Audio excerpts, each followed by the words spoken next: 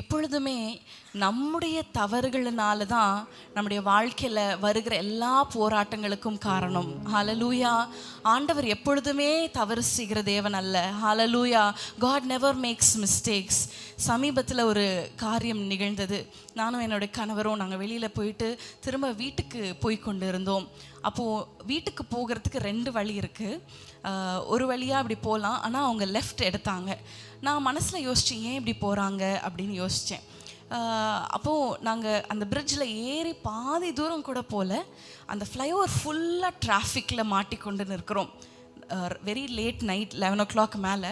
So என்ன இப்படி டிராஃபிக்காக இருக்கே அப்படின்னு சொல்லும் பொழுது என் கணவன் சொன்னாங்க, நான் அந்த பிரிட்ஜில் ஏறத்துக்கு முன்னாடி ஆவியானவர் சொன்னார் நேராக போ அப்படின்னு சொன்னார், நான் தெரியாமல் வந்துட்டேன் அப்படின்னு சொன்னாங்க. கொஞ்சம் தூரம் அந்த டிராஃபிக்கில் அப்படியே போய்கொண்டு இருக்கும் பொழுது பாருங்கள், ஒரு லாரி வந்து அந்த எங்களுடைய காரோடைய அந்த மிரரை அப்படியே உடச்சிட்டு போயிடுச்சு.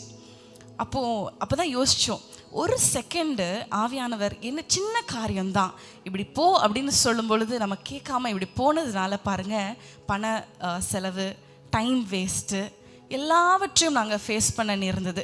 இப்படி தான் அநேக காரியங்கள் நம்முடைய வாழ்க்கையில் ஆண்டவர் சொல்லுவார். நமக்கு ஆனால் செவி கொடுக்காம நம்ம செய்கிறதுனால பாருங்கள் எவ்வளோ லாஸஸ், எவ்வளோ டைம் வேஸ்ட்.